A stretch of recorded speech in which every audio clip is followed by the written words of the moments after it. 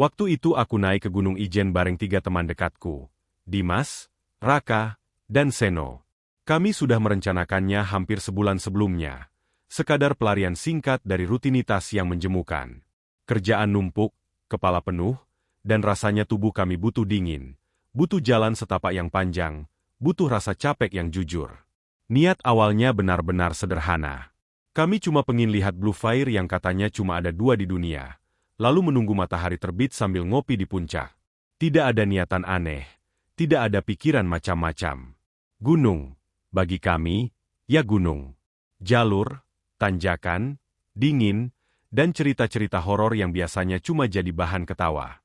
Kami berangkat sore hari supaya bisa sampai pos awal sebelum malam terlalu larut. Jalanan menuju kawasan Ijen cukup lengang, kabut mulai turun tipis-tipis ketika matahari hampir tenggelam. Di dalam mobil, suasananya santai. Raka sibuk memutar playlist lama, Dimas sesekali nyeletuk soal betapa noraknya foto-foto pendaki yang terlalu niat estetik, sementara Seno tidur dengan headset menempel di telinga. Aku sendiri lebih banyak diam, menikmati pemandangan yang perlahan berubah gelap. Lampu-lampu kecil dari rumah penduduk mulai terlihat, lalu makin jarang. Sampai akhirnya yang tersisa cuma gelap dan cahaya lampu mobil. Kami sampai di pos awal sekitar pukul 9 malam. Udara dingin langsung menyergap begitu pintu mobil dibuka. Bau tanah basah dan belerang samar tercium. Beberapa pendaki lain terlihat bersiap. Sebagian duduk sambil merokok, sebagian lagi sibuk merapikan carrier. Lampu-lampu senter dan headlamp berpendar seperti kunang-kunang. Di salah satu sudut pos, ada warung kecil yang tampak sudah tua, terbuat dari kayu yang warnanya pudar. Asap tipis mengepul dari dalamnya, dan aroma kopi hitam terasa cukup kuat. Kami mendekat ke warung itu, niatnya memang mau beli kopi dan gorengan sebelum mulai mendaki. Di dalam warung, ada seorang bapak tua, rambutnya sudah memutih hampir seluruhnya, kulitnya keriput, dan matanya tampak cekung tapi tajam. Gerakannya pelan, tapi tangannya cekatan menuang air panas ke gelas-gelas kopi. Ia menyapa kami dengan senyum tipis. Senyum yang entah kenapa terasa berbeda, seperti menyimpan sesuatu. Sambil menyeruput kopi panas, kami mengobrol ringan. Bapak itu nanya dari mana, mau sampai jam berapa, sudah sering naik gunung atau belum. Obrolannya normal, seperti penjual kopi pada umumnya. Sampai kemudian, entah kenapa, ia berhenti sejenak, menatap kami satu persatu, lalu nyeletuk dengan suara datar tapi jelas. Kalau nanti dengar suara langkah kaki dari arah kanan jalur, jangan ditoleh. Apalagi kalau lihat tangga. Kami langsung saling pandang, lalu tertawa hampir bersamaan. Dimas bahkan sampai ke selai kopinya. Raka nyeletuk, tangga apaan? Pak, ini kan gunung, bukan mall. Seno ikut menimpali, bercanda soal hantu yang malas nanjak. Aku sendiri ikut tersenyum, meski tidak tertawa keras. Dalam kepalaku, itu jelas cuma cerita klise buat nakut-nakutin pendaki baru. Tangga di gunung? Kedengarannya terlalu absurd. Bapak itu tidak ikut tertawa. Ia cuma mengadu kopinya pelan, lalu melanjutkan dengan nada lebih rendah, hampir seperti berbisik, tangga itu cuma kelihatan malam. Siang hari, nggak ada apa-apa. Kalimat itu, entah kenapa, membuat tawaku berhenti di tenggorokan. Suasananya mendadak terasa agak canggung. Angin dingin bertiup lewat pintu warung yang terbuka, membuat api kompor bergoyang. Bapak itu lalu kembali sibuk dengan kopinya, seolah tidak mengatakan apa-apa yang aneh. Kami membayar dan pamit, masih dengan senyum-senyum yang dipaksakan. Begitu menjauh dari warung, Raka langsung tertawa lagi, bilang kalau bapak itu pasti sering ngerjain pendaki. Dimas setuju, Seno malah menirukan gaya suara bapak tadi dengan lebay. Aku ikut tertawa. Tapi jujur saja, kata-kata itu nempel di kepala. Bukan karena aku percaya, tapi karena cara bapak itu mengatakannya. Terlalu serius untuk sekadar bercanda, tapi juga terlalu aneh untuk dianggap peringatan biasa. Aku mengibaskan pikiran itu, mencoba fokus ke persiapan. Headlamp terpasang, jaket dirapikan, sepatu dicek. Kami mulai melangkah ke jalur pendakian, meninggalkan pos awal yang perlahan tenggelam dalam gelap. Jalur awal masih cukup ramai. Pendaki lain berjalan beriringan. Suara obrolan dan tawa terdengar di mana-mana. Lampu-lampu senter menerangi tanah yang sebagian besar berupa pasir dan batu. Aku berjalan di urutan kedua, tepat di belakang Dimas. Di kanan jalur, hutan terlihat gelap dan rapat, pohon-pohon tinggi menjulang seperti dinding hitam. Di kiri, jalur menanjak sedikit, kadang terbuka, kadang tertutup semak. Beberapa puluh menit pertama berjalan tanpa apa-apa yang aneh. Nafas mulai terasa berat, tapi masih wajar. Kami sesekali berhenti untuk minum, lalu melanjutkan lagi. Obrolan ngalor ngidul, mulai dari kerjaan sampai rencana sarapan setelah turun nanti. Tapi setiap kali kami melewati bagian jalur yang agak sepi, pikiranku selalu melayang ke kata-kata Bapak tadi. Suara langkah kaki dari kanan jalur. Tangga. Aku menggeleng pelan, menertawakan diriku sendiri yang mulai terbawa suasana. Sekitar 1 jam berjalan, jumlah pendaki mulai berkurang. Banyak yang berhenti di area datar untuk istirahat lebih lama. Kami memutuskan terus berjalan pelan tapi konsisten. Udara makin dingin, kabut mulai turun lebih tebal. Lampu headlamp kami memantul di kabut, menciptakan jarak pandang yang terbatas. Di titik ini, suasana mulai lebih sunyi. Suara obrolan pendaki lain terdengar sayup-sayup di belakang, lalu menghilang. Aku mulai lebih waspada, bukan karena takut, tapi karena jalur makin gelap dan licin. Beberapa kali kakiku terpeleset sedikit. Di tengah konsentrasi itu, tiba-tiba aku merasa seperti mendengar sesuatu. Bukan suara yang jelas, lebih seperti ritme. Tap, tap, tap. Seperti langkah kaki pelan di atas tanah. Aku berhenti sebentar, mengira itu cuma suara langkah Dimas di depanku yang bergema aneh. Tapi ketika aku berhenti, suara itu juga berhenti. Kenapa? Tanya Dimas tanpa menoleh. Mungkin merasakan aku melambat. Gak, cuma ngatur nafas. Jawabku cepat. Aku tidak mau terdengar paranoid. Kami lanjut berjalan. Aku mencoba mengabaikan perasaan aneh itu, tapi telingaku jadi lebih peka. Setiap bunyi ranting patah, setiap gesekan daun, terdengar lebih keras dari seharusnya. Beberapa menit kemudian, suara itu terdengar lagi. Kali ini lebih jelas. Seperti langkah kaki seseorang yang berjalan perlahan, sejajar dengan kami. Arah kananku. Jantungku berdegup lebih cepat. Refleks pertama yang hampir kulakukan adalah menoleh. Tapi entah kenapa, kata-kata bapak tua itu langsung terngiang di kepala. Jangan ditoleh. Apalagi kalau lihat tangga. Aku menelan ludah, memaksa mataku tetap menatap punggung Dimas. Lo denger nggak? Bisikku pelan. Denger apaan? Dimas menjawab tanpa berhenti berjalan. Aku ragu sejenak, lalu memutuskan diam. Mungkin memang cuma perasaanku. Mungkin ada pendaki lain yang jalurnya sedikit berbeda, atau suara sepatu yang memantul di tanah. Tapi masalahnya, jalur ini sempit. Hampir tidak mungkin ada orang berjalan sejajar di kanan kami tanpa terlihat. Langkah kaki itu terdengar beberapa detik lagi, lalu menghilang begitu saja. Aku menarik nafas panjang, mencoba menenangkan diri. Dalam hati, aku mulai menyesali kenapa tadi terlalu memperhatikan cerita bapak tua itu. Pikiran memang suka memelintir hal-hal sepele jadi sesuatu yang menakutkan. Kami terus berjalan, semakin masuk ke area yang lebih gelap. Lampu headlamp seolah hanya menerangi beberapa meter ke depan, sisanya tenggelam dalam hitam. Di kejauhan, terlihat kilatan lampu pendaki lain di atas kami, kecil dan samar. Angin berdesir, membawa aroma belerang yang makin kuat. Setiap kali aku melangkah, ada perasaan seperti diawasi, meski aku tidak bisa menjelaskan dari mana datangnya. Aku tidak melihat tangga malam itu. Setidaknya, belum. Tapi sejak langkah pertama mendaki setelah meninggalkan warung kopi tua itu, ada sesuatu yang berubah. Gunung yang biasanya terasa netral, bahkan ramah, mendadak terasa seperti menyimpan aturan-aturan tak tertulis. Aturan yang tidak dijelaskan di papan jalur, tidak tercantum di peta, tapi disampaikan pelan-pelan oleh orang-orang yang sudah terlalu lama berada di sana. Dan entah kenapa, meski aku berusaha menganggap semuanya bercanda, sebagian kecil dari diriku tahu, larangan itu bukan dibuat untuk ditertawakan. Pendakian masih terasa normal sampai jam di ponselku menunjukkan hampir tengah malam. Langit benar-benar gelap, tanpa bulan yang jelas terlihat, hanya kabut tebal yang kadang terbelah oleh cahaya headlamp kami.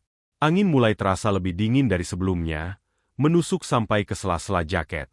Jalur yang tadi masih cukup ramai kini berubah sepi. Tidak ada lagi suara tawa pendaki lain, tidak ada percakapan samar dari kejauhan. Yang tersisa cuma suara langkah kaki kami sendiri, nafas yang mulai berat, dan gesekan sepatu dengan tanah basah. Aku berjalan di belakang Dimas sekarang, sementara Raka dan Seno sedikit tertinggal. Kami sudah cukup lelah, tapi tidak ada yang mengeluh. Justru keheningan itu yang terasa aneh. Gunung Ijen yang biasanya ramai, terutama jalur populer seperti ini, mendadak terasa kosong. Terlalu kosong. Angin bertiup pelan dari arah kanan jalur, dari area hutan yang gelap. Pohon-pohon tinggi berdiri rapat. Cabangnya saling bertaut seperti membentuk atap alami. Kabut menggantung rendah, membuat jarak pandang makin terbatas. Aku mulai merasa jalur ini terasa berbeda. Bukan karena tanjakannya, bukan karena medannya, tapi karena suasananya. Seperti ada tekanan halus yang tidak terlihat, tapi terasa di dada. Tiba-tiba Dimas berhenti mendadak. Aku hampir menabraknya dari belakang. "Lo denger nggak?" katanya pelan. Suaranya jauh dari nada bercandanya yang biasa. Aku refleks menajamkan pendengaran. Awalnya cuma suara angin dan nafas kami. Tapi beberapa detik kemudian, terdengar bunyi yang jelas bukan berasal dari alam. Tok, tok, tok. Suara itu ritmis, teratur, seperti seseorang sedang menaiki sesuatu. Bukan suara langkah di tanah atau batu. Ada gema kayu tua yang dipijak, suara berongga yang khas. Jantungku langsung berdetak lebih kencang. Aku pernah dengar suara itu sebelumnya. Bukan di gunung, tapi di rumah-rumah tua atau tangga darurat gedung lama. Kayak orang naik tangga, bisikku tanpa sadar. Dimas mengangguk pelan. Dari belakang, Raka dan Seno ikut mendekat. Mereka juga mendengar suara itu. Tidak ada yang tertawa kali ini. Tidak ada yang mencoba melucu. Kami berdiri diam beberapa saat, mencoba mencari sumber suara. Tok, tok, tok. Bunyi itu datang dari arah kanan jalur. Persis seperti yang dikatakan bapak tua penjual kopi itu. Aku menelan ludah. Perasaan tidak enak yang sejak tadi kutekan kini muncul ke permukaan. Aku teringat jelas kalimatnya. Jangan ditoleh. Apalagi kalau lihat tangga. Tapi tubuh manusia punya refleks yang sulit dikendalikan. Rasa ingin tahu seringkali lebih kuat dari rasa takut. Pelan-pelan, hampir bersamaan, kami menoleh ke arah kanan jalur. Di antara pepohonan dan kabut, samar-samar terlihat sesuatu yang tidak seharusnya ada di sana. Sebuah tangga. Tangga batu, bukan kayu, meski suaranya terdengar seperti kayu dipijak. Tangga itu naik ke atas, menembus kegelapan. Anak-anak tangganya terlihat tua. Permukaannya basah dan ditumbuhi lumut hijau gelap. Batu-batunya tampak tidak beraturan, seolah dibuat sangat lama dengan tangan manusia, bukan konstruksi modern. Yang membuat bulu kuduku berdiri adalah ujung tangga itu. Tangga tersebut tidak terlihat berakhir di mana. Semakin ke atas, semakin gelap. Bukan gelap biasa karena kurang cahaya, tapi gelap yang seperti menelan cahaya. Kabut di sekitarnya tampak lebih pekat, lebih hitam, seolah ada ruang kosong di sana. Perasaan tadi nggak ada jalur ini, bisikku hampir tak terdengar. Raka mengangguk cepat. Gue juga ngerasa gitu. Dari tadi kanan jalur cuma hutan. Seno menyorotkan senternya ke arah tangga itu. Cahaya putih dari senter mengenai anak tangga pertama. Lalu, redup. Bukan karena baterainya lemah, tapi seperti cahaya itu diserap. Semakin tinggi disorot, semakin samar. Bagian atas tangga hampir tidak memantulkan apa-apa, seolah senter kami tidak berguna di sana. Anjir, gumam Seno. Ini apaan? Kami berdiri terpaku. Suara tok, tok, tok, terdengar lagi, kali ini lebih jelas. Seperti ada sesuatu yang sedang naik dari bawah, atau mungkin turun dari atas. Tapi anehnya, kami tidak melihat siapapun. Tidak ada siluet, tidak ada bayangan bergerak. Hanya suara, dan tangga itu sendiri. Udara di sekitar tangga terasa berbeda. Lebih dingin, lebih lembab. Nafasku keluar dalam bentuk uap tipis. Aku merasa kepala sedikit pusing, seperti berdiri terlalu lama di ruangan pengap. Kakiku terasa berat, seolah ada dorongan halus yang membuatku ingin melangkah ke arah tangga itu. Jangan deket-deket, kata Dimas tiba-tiba. Suaranya tegas tapi bergetar. Kita lanjut aja. Tapi melangkah terasa sulit. Ada perasaan aneh, campuran antara takut dan penasaran. Tangga itu seperti memanggil, tanpa suara, tanpa kata. Aku bisa merasakan detak jantungku di telinga. Setiap detik terasa panjang. Tok, tok, tok. Suara itu berhenti mendadak. Keheningan yang menyusul justru terasa lebih menekan. Kabut bergerak pelan, menutup sebagian tangga, lalu membuka lagi. Dalam momen singkat itu, aku merasa melihat sesuatu di antara kabut. Bukan bentuk yang jelas, hanya kesan. Seperti bayangan tinggi berdiri diam di tengah tangga, menunggu.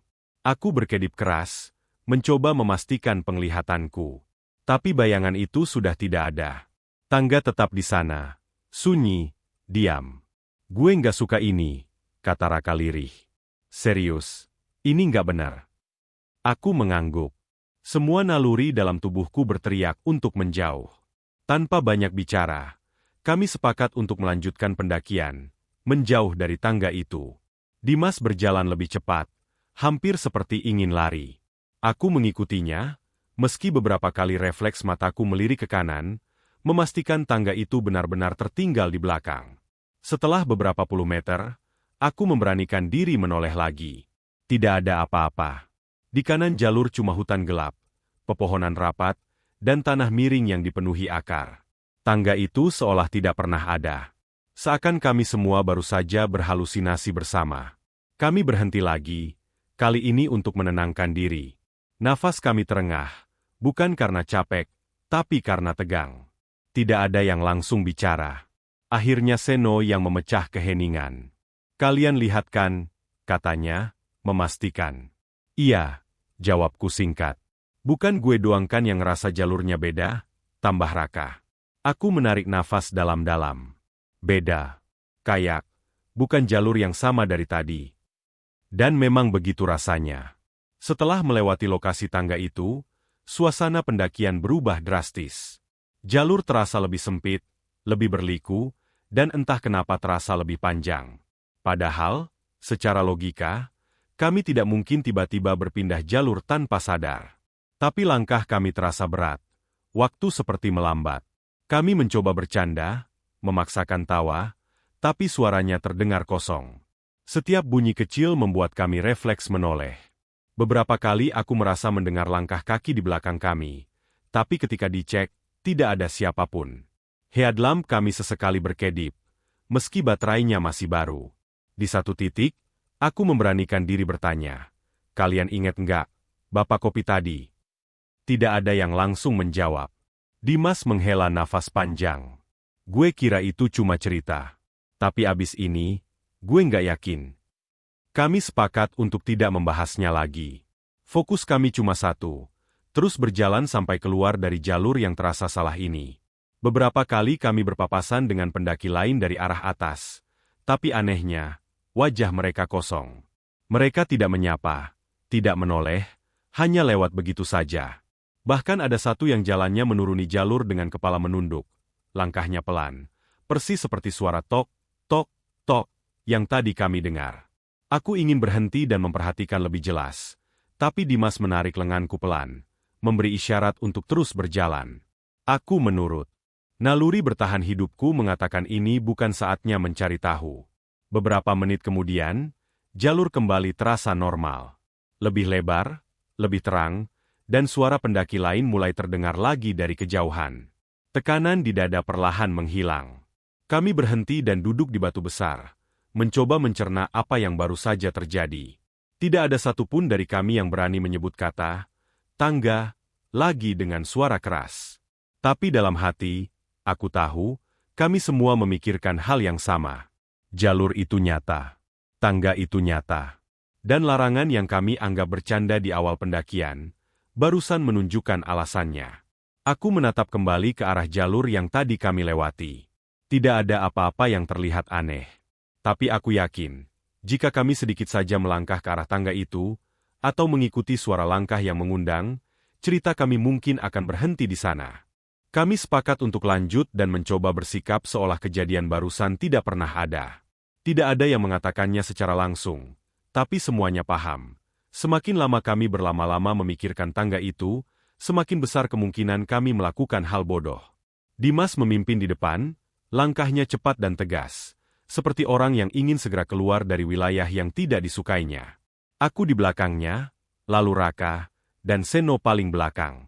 Formasi itu terasa aman, setidaknya menurut kami. Beberapa menit pertama berjalan tanpa kejadian aneh. Jalur terasa lebih terang, atau mungkin mata kami yang sudah mulai menyesuaikan diri. Nafas kami mulai teratur kembali. Aku hampir yakin semua yang terjadi tadi hanyalah semacam kantong aneh di gunung, zona yang entah kenapa terasa berbeda. Gunung memang sering begitu, pikirku, punya tempat-tempat yang membuat orang merasa tidak nyaman tanpa alasan jelas. Tapi rasa tidak nyaman itu tidak benar-benar hilang. Aku bisa merasakan Raka gelisah di belakangku. Langkahnya tidak sinkron, kadang terlalu cepat, kadang melambat tiba-tiba. Beberapa kali aku melirik ke belakang, melihat wajahnya yang tegang, matanya bergerak ke kiri dan kanan seperti sedang mencari sesuatu. Raka memang selalu begitu. Dari kami berempat, dialah yang paling sulit menerima sesuatu tanpa penjelasan. Kalau ada tanda dilarang masuk, justru dia yang paling ingin tahu apa yang ada di baliknya. Kami sampai di sebuah titik di mana jalur sedikit melebar. Angin bertiup lebih kencang, membuat kabut bergerak berputar-putar rendah di atas tanah. Di kanan jalur, pepohonan kembali rapat. Aku berharap dalam hati agar tidak melihat apapun di sana. Harapanku tidak terkabul. Raka tiba-tiba berhenti berjalan. "Kenapa?" tanyaku refleks. Dia tidak langsung menjawab. Pandangannya lurus ke kanan jalur, ke arah yang sama dengan sebelumnya. Dadaku langsung terasa sesak. "Kayaknya jalur ini lebih cepat ke atas," katanya akhirnya, nadanya terdengar ragu tapi juga tertarik. Aku mengikuti arah pandangnya. Dan jantungku langsung serasa jatuh ke perut. Tangga itu ada lagi. Lebih jelas dari sebelumnya. Anak-anak tangganya tampak basah, berkilau samar terkena cahaya headlamp. Lumut hijau gelap menempel di pinggirannya. Kabut menggantung rendah, menutup bagian atas tangga seperti tirai. Tidak ada suara langkah sekarang. Hening. Terlalu hening. "Rak, jangan," kataku cepat. "Kita lewat jalur biasa aja." Dimas juga berhenti dan langsung menoleh. Wajahnya berubah tegang begitu melihat tangga itu. "Udah, jangan macem-macem. Kita lanjut." Tapi Raka melangkah satu langkah ke depan, mendekati tangga itu. Matanya berbinar, bukan karena senang, tapi karena penasaran yang sudah terlalu jauh. "Lo ngerasa nggak sih? Kayak ini jalan pintas. Dari tadi kita muter-muter." "Itu perasaan lo doang." Aku mulai meninggikan suara. "Rak, serius, jangan ke sana." Seno ikut bicara dari belakang, suaranya hampir memohon. "Rak, anjir. Jangan bodoh."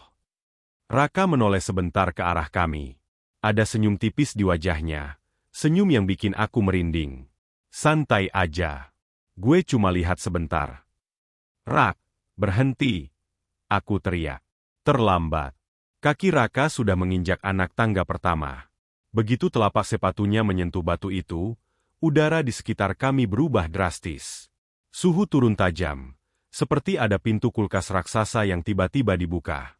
Suara tok, tok, tok, muncul lagi. Tapi kali ini bukan satu. Banyak.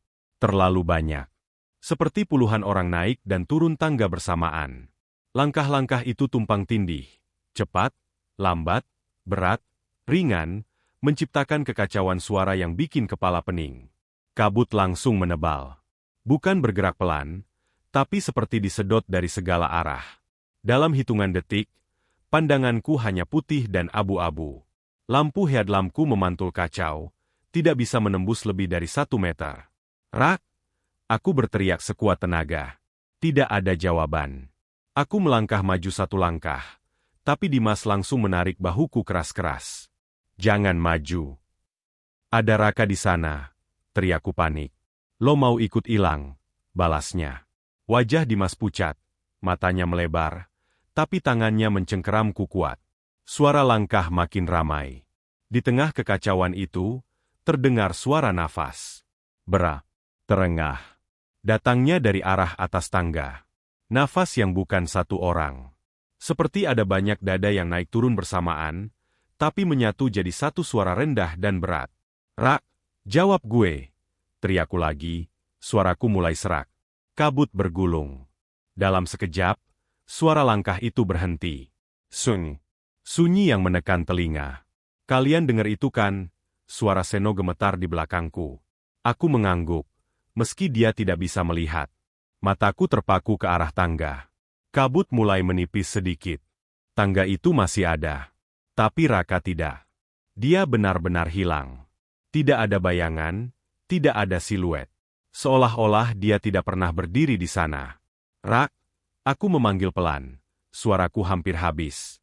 Dari arah atas tangga, suara nafas berat itu terdengar lagi. Lebih dekat sekarang. Seperti seseorang berdiri tepat di balik kabut. Hanya beberapa anak tangga dari kami. Aku merinding dari ujung kaki sampai tengkuk. Dalam hatiku, ada harapan bodoh bahwa suara itu milik Raka. Bahwa dia terjatuh atau terpeleset dan sekarang sedang berusaha bicara. "Rak, itu loh?" tanyaku dengan suara bergetar. Tidak ada jawaban. Hanya nafas itu. Lalu, terdengar suara lain. Tertawa. Bukan tawa keras. Bukan tawa gila yang sering digambarkan di cerita horor. Ini tawa rendah, tertahan, seperti seseorang yang menertawakan lelucon yang hanya dia mengerti. Suaranya serak, dalam, dan panjang. Tawa yang membuat dadaku terasa ditekan sesuatu yang berat. Dimas mundur satu langkah. "Anjir, anjir, anjir." Seno menangis. Aku benar-benar mendengar isakannya, tertahan tapi jelas. Tangannya gemetar memegang jaketku dari belakang, seolah aku satu-satunya hal nyata yang tersisa. Tawa itu berhenti mendadak. Kabut perlahan menipis. Tangga itu masih berdiri. Diam, sunyi, seolah tidak terjadi apa-apa. Tidak ada suara langkah. Tidak ada nafas. Tidak ada tawa. "Raka," Dimas memanggil. Suaranya pecah. Kami berdiri di sana cukup lama. Tidak ada yang berani melangkah ke arah tangga. Tidak ada yang berani mendekat.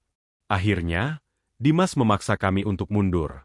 Menjauh dari jalur itu. Setiap langkah mundur terasa berat, seperti melawan arus tak terlihat. Begitu kami menjauh beberapa meter, aku menoleh lagi. Tangga itu sudah tidak ada. Di kanan jalur cuma hutan gelap. Tanah miring. Akar pohon.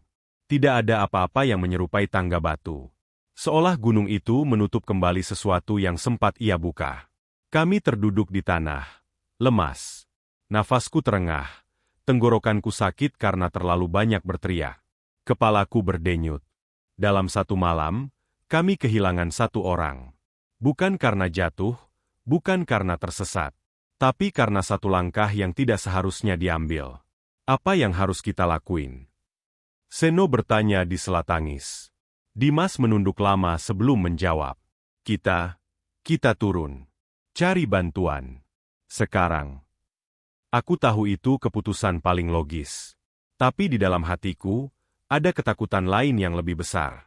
Ketakutan bahwa apapun yang mengambil Raka, bukan sesuatu yang bisa kami kejar. Dan mungkin, bukan sesuatu yang mau mengembalikannya. Saat kami mulai berjalan turun, aku sempat menoleh sekali lagi ke arah jalur tadi. Entah kenapa, aku merasa ada yang memperhatikan. Bukan dengan mata, tapi dengan kesadaran. Seperti gunung itu tahu kami pergi dengan satu orang kurang, dan tidak merasa perlu menjelaskannya. Di kepalaku, suara tawa itu masih terngiang. Dan untuk pertama kalinya sejak mulai mendaki, aku sadar sepenuhnya, larangan itu bukan sekadar peringatan. Itu batas. Dan Raka sudah melewatinya. Kami seharusnya turun. Itu keputusan yang sudah diucapkan Dimas dengan suara gemetar tapi tegas. Tapi teori dan kenyataan seringkali tidak berjalan seiring, apalagi saat panik sudah mengambil alih.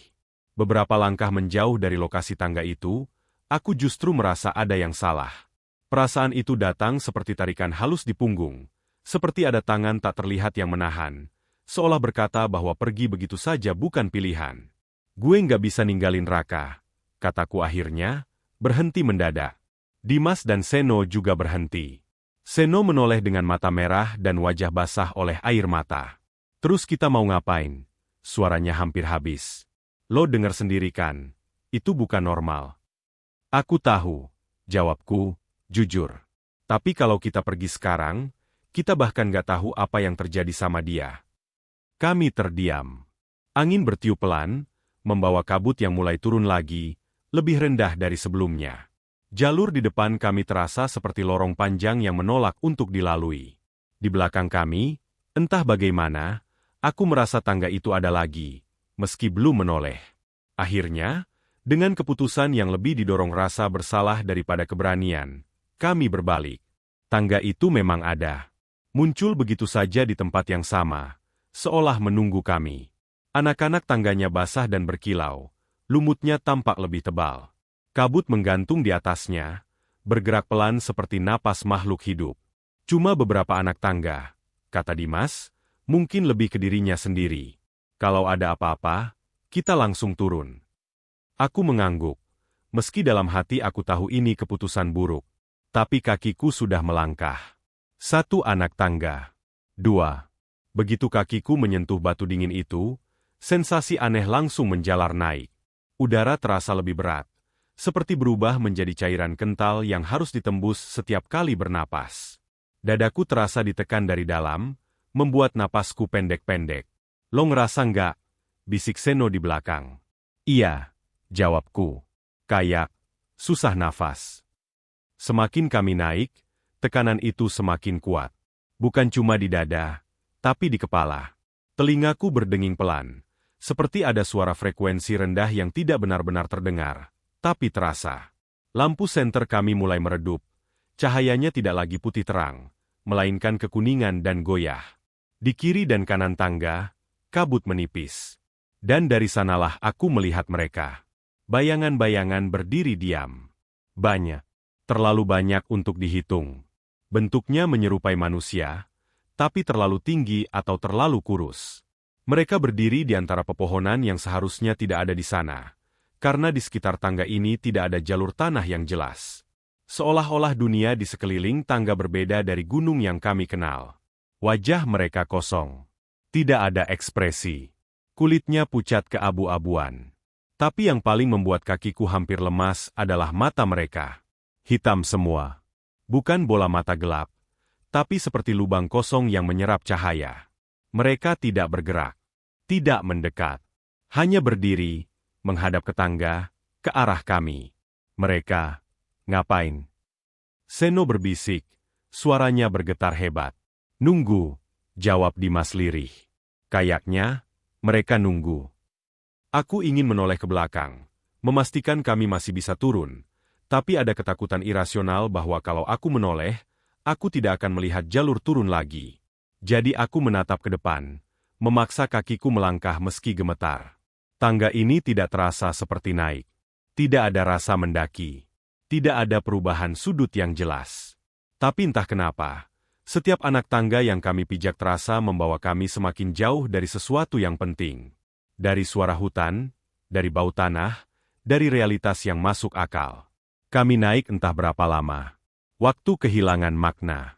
Jam di tanganku sudah lama tidak kulirik. Yang ada hanya ritme langkah kami dan tekanan yang makin berat. Sampai akhirnya aku melihat sosok itu. Di beberapa anak tangga di atas kami, ada seseorang duduk. Tubuhnya membungkuk, kepalanya tertunduk. Jaketnya familiar. Tas kecil di punggungnya juga. Raka, suaraku keluar hampir seperti isakan. Kami mempercepat langkah, meski dada terasa seperti mau pecah. Bayangan-bayangan di kiri kanan tetap diam, tapi aku merasa mata hitam mereka mengikuti setiap gerakan kami. Raka duduk di sana, di salah satu anak tangga. Tangannya terkulai, kakinya menggantung lemas.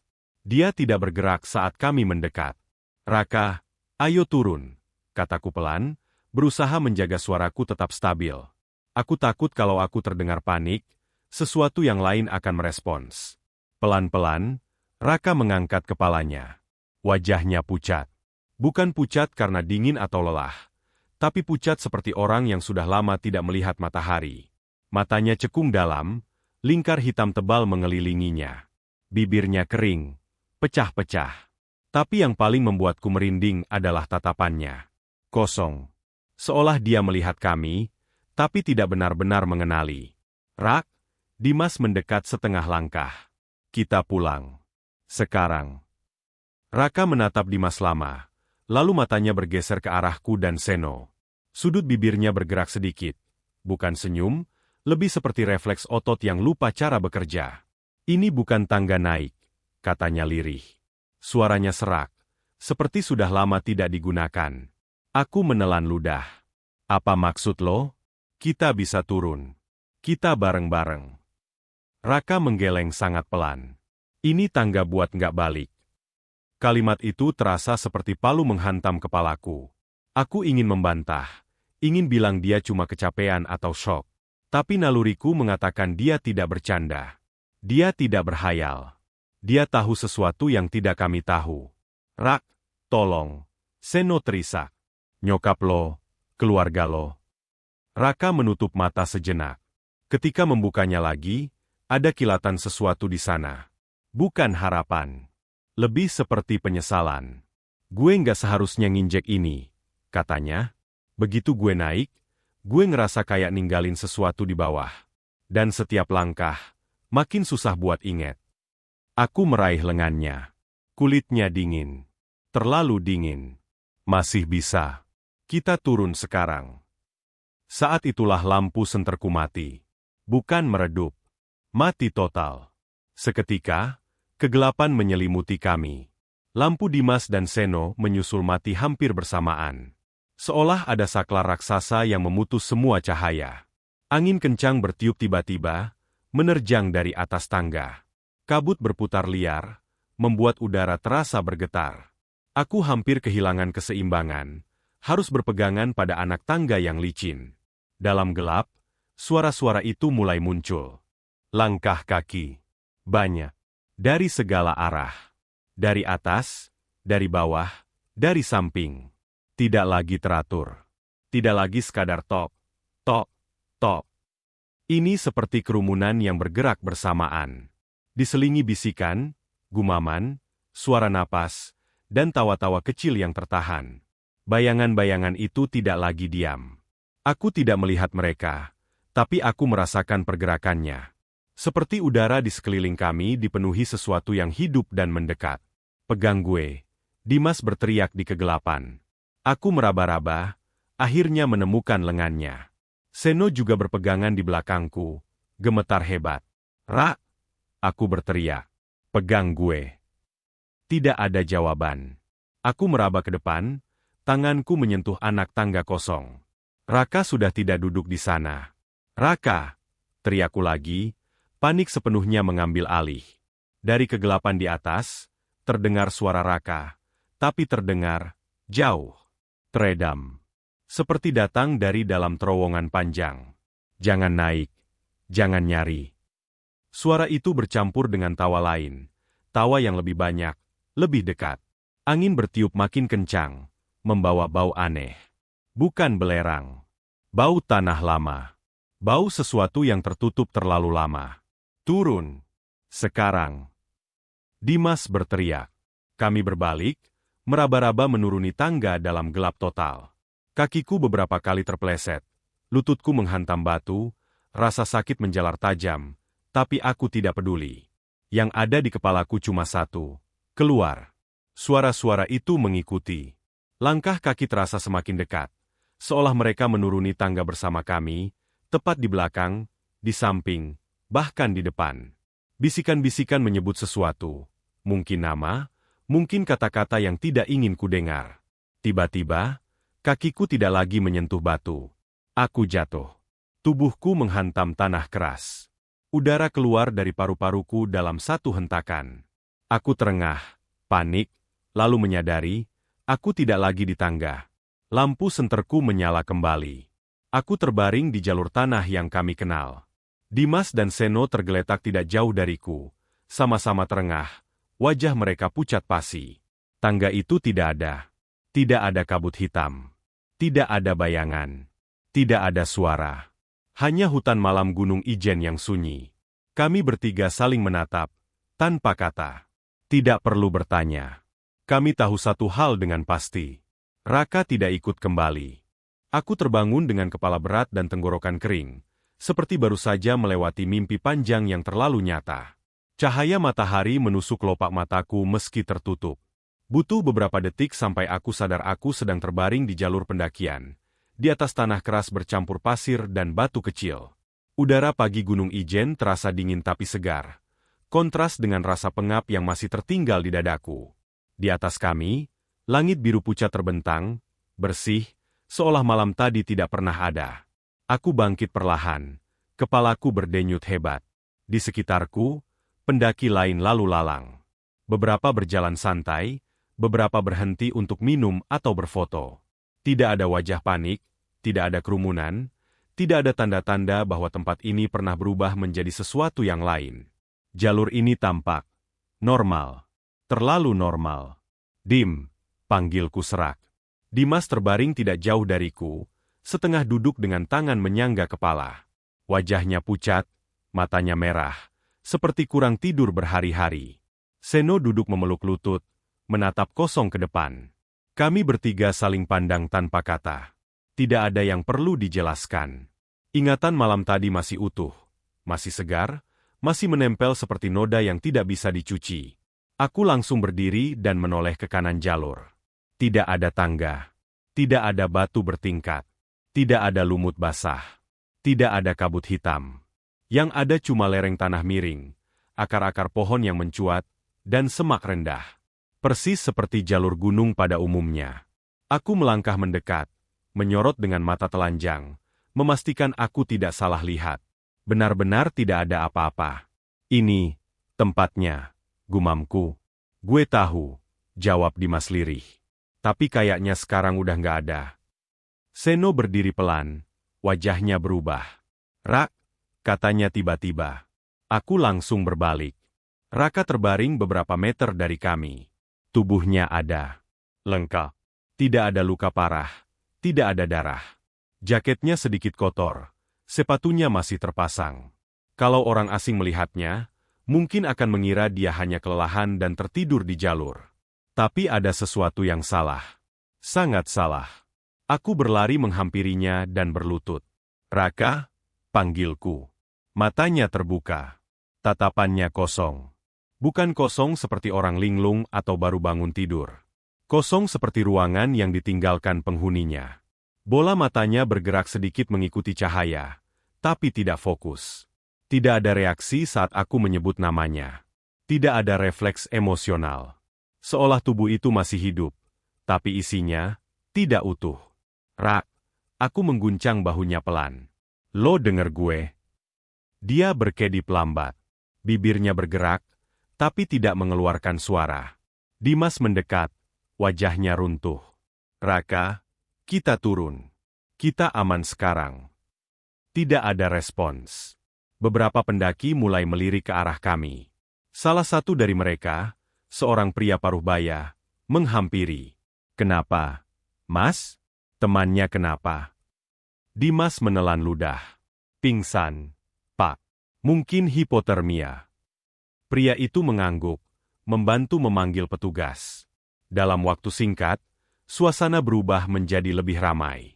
Ada yang memberi minum hangat, ada yang membantu mengangkat Raka dengan tandu darurat. Semua bergerak cepat dan teratur. Tidak ada satupun yang bertanya tentang tangga. Tidak ada yang heran dengan lokasi kami. Seolah kami hanya bagian dari kecelakaan pendakian biasa. Kami dibawa turun. Sepanjang perjalanan, aku terus menatap wajah Raka. Nafasnya ada. Dadanya naik turun pelan. Detak jantungnya teratur. Secara medis, dia hidup. Tapi matanya tetap kosong. Kadang dia menoleh sedikit ke kiri atau kanan, tapi tidak pernah benar-benar melihat. Di pos, kami diperiksa singkat sebelum Raka dibawa ke rumah sakit terdekat. Kami ikut, masih dalam kondisi setengah sadar, setengah trauma. Di ruang tunggu rumah sakit, pagi berubah menjadi siang.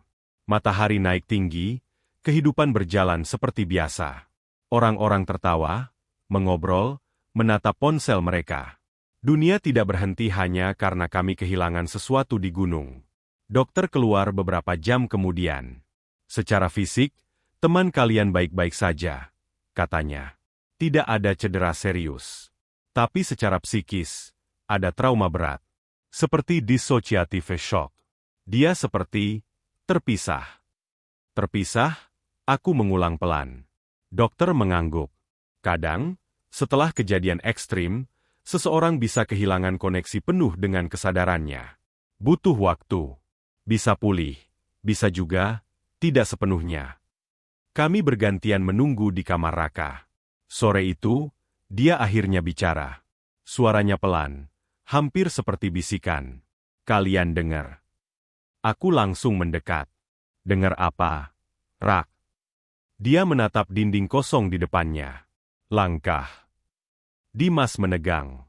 Langkah apa? Naik. Jawabnya singkat. Tok, tok, tok. Seno menutup mulutnya, menahan isak. Sejak hari itu, Raka tidak pernah benar-benar kembali seperti dulu. Secara fisik, dia pulih. Bisa berjalan, bisa makan, bisa berbicara. Tapi ada bagian dari dirinya yang tertinggal.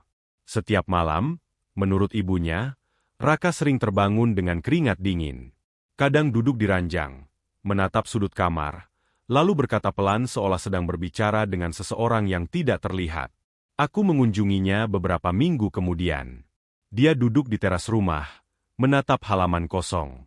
Wajahnya lebih kurus, matanya masih cekung. Rak, kataku pelan. Dia menoleh. Kali ini, matanya fokus. Dia mengenaliku. Itu sudah cukup membuat dadaku terasa lega.